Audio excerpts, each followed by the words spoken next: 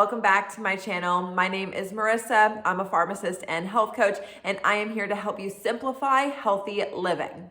In today's video, I'm going to be sharing with you 4 healthy grocery shopping hacks so that you can feel more confident when making food selections, feel less confusion on what's healthy and what's just wasting your money, and also how to avoid a sneaky pitfall that is sabotaging your progress on improving your health.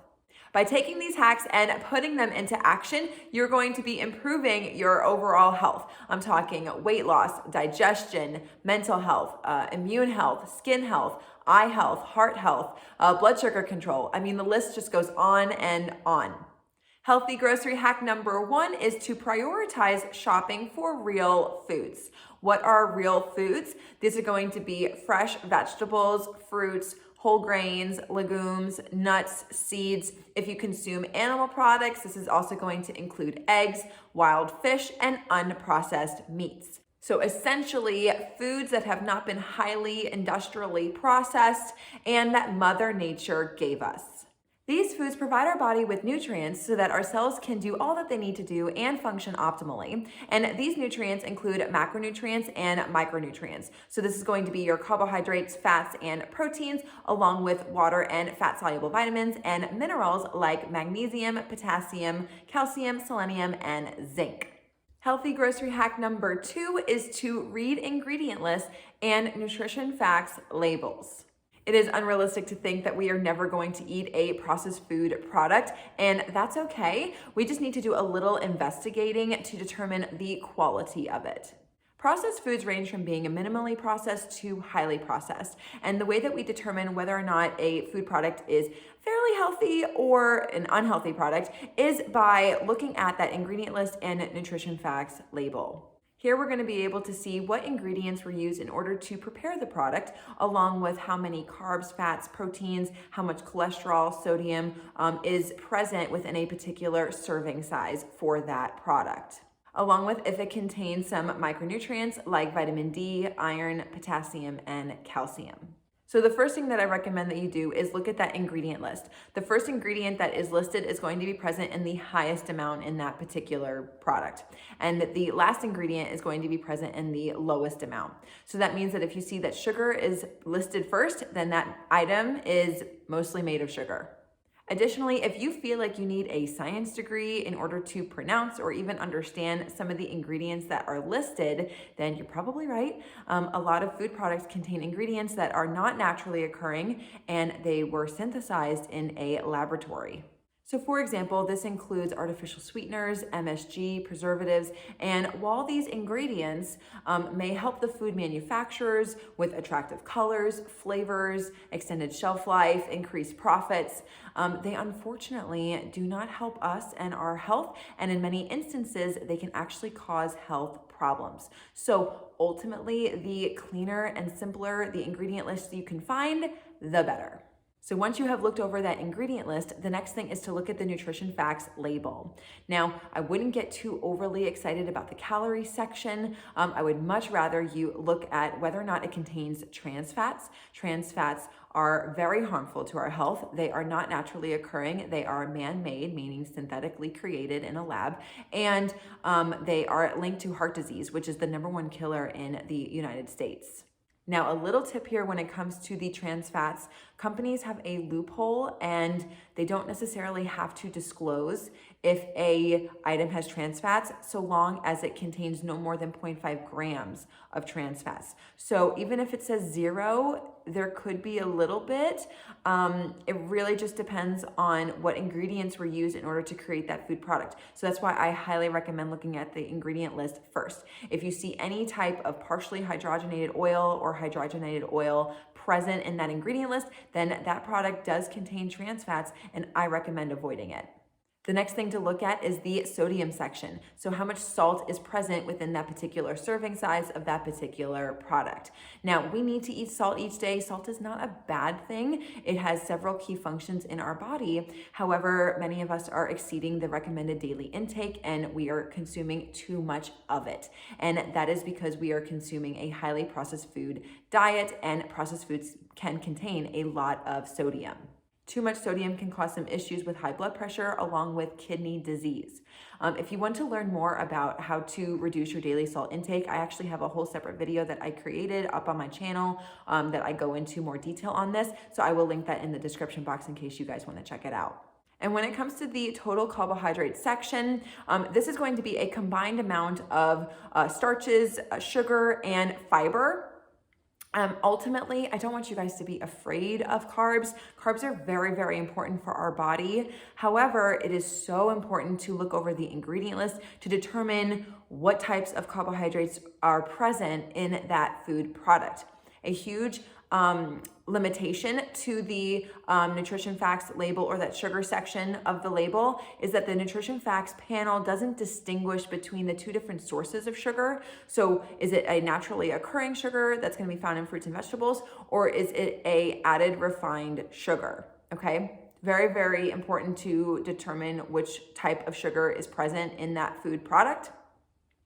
And why it is so important, again, to read the ingredient list first to determine the quality of how healthy that particular food product is. So don't rely on looking at the nutrition facts label alone. Read through that ingredient list. It's going to be the number one thing that you should look at. Okay, so those are the highlights that I wanted to mention regarding the nutrition facts label. Healthy grocery hack number 3 is to understand healthy food buzzwords, and I'm going to mention 2 in today's video. So the number one word that is probably crossing your mind right now is organic, and if it is, congratulations, because that's where we're going to start. So let's talk about what organic even means.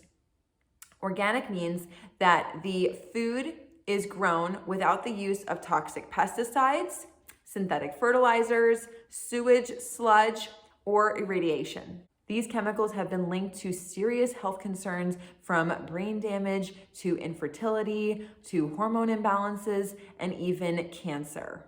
So that right there is why people in the health and wellness community really recommend that you eat organic foods.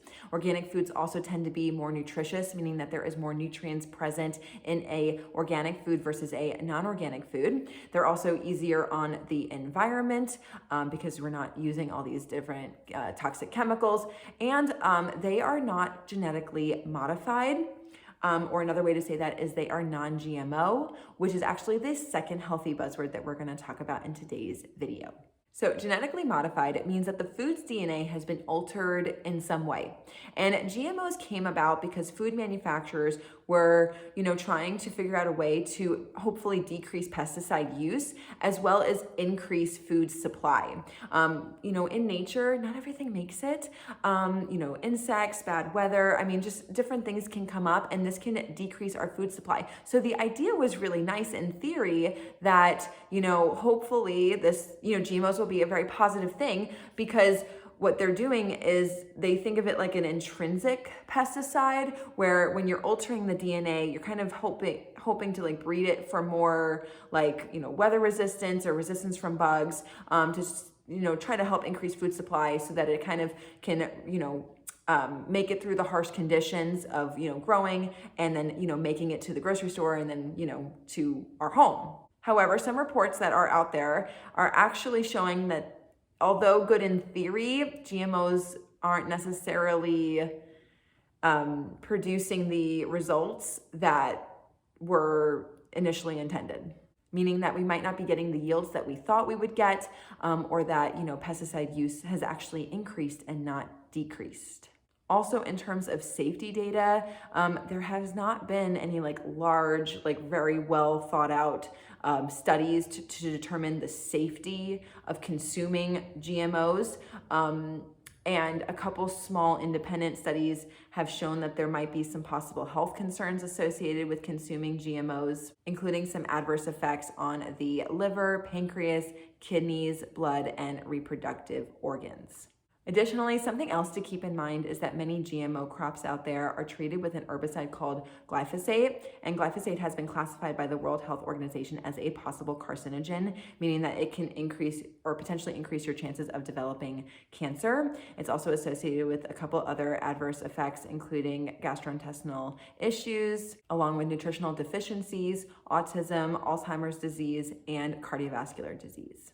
So there really is two sides of the coin when it comes to GMOs. Some people are going to say that they're, really great. They're really benefiting our society by increasing food supply and decreasing pesticide use. Whereas there's going to be other people out there that are saying, well, I don't really know if it's really, living up to the promises that it was originally intended for. And there might be some possible health risks there. So there really is, this debate going on, and also let you guys know how to find a non-GMO product, just in case that is something that you want to look into or start, buying more of. So GMOs are not labeled. And so the only way to really ensure that you are getting a non-GMO product is to look for the USDA organic or non-GMO project verified seal on food products. So if you're buying organic, then it's non-GMO.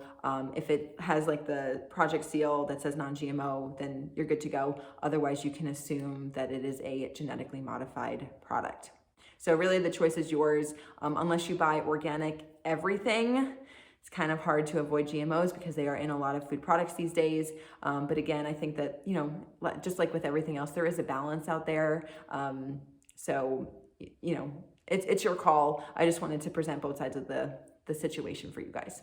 And healthy grocery hack number 4 is incredibly important, because understanding this hack is going to help you avoid a very common pitfall that I see with other people. I have fallen into it at one point myself. And that right there is marketing and advertising of healthy food products. There is a lot of money that goes into marketing and advertising of food products to try to get you to, to eat them and to buy them. And, the more that our society is trying to be more health conscious and eat organic and, more leaning in that, we're trying to be really healthy kind of direction, there's a lot of food companies out there that they want to compete. They want to come into the market there too. And so they're trying to come out with, food products that, they claim are going to benefit your health, but upon closer inspection, they are really not that healthy, and they may even be sabotaging your progress on improving your health. So this is not your fault. Again, we have all kind of fallen into this at one point or another. And this is why it all comes back to really investigating the quality of the food product, looking over the ingredient list, number one, and then also looking at that nutrition facts label, but really looking at that ingredient list to determine the quality of the product, to determine whether or not it's going to benefit or not benefit your health. So do not rely on what the front of the package says or what the commercial says. You really want to turn it around, look at that ingredient list, and see what was actually used in order to create it. So many health products that I see out there today, sugar is the number one ingredient, and it's a refined sugar. It's not a natural sugar. A lot of times they'll say it's made with honey, but honey is the 7th or 8th ingredient, and the number one ingredient is sugar. I've seen hydrogenated oils found in healthy products. I've seen a ton of sodium in some healthy products. So you really just have to kind of be your own detective a little bit and, determine the quality of the product by looking over that nutrition facts label and ingredient list. Okay, so those are my 4 healthy grocery shopping hacks to help you guys improve your health. Now, I just want to leave you guys with this, which is do the best you can with what you have in front of you and with the budget that you have. Okay, it is very difficult to have the best, healthiest diet in the world that we live in today. And you can literally drive yourself crazy trying to make everything perfect.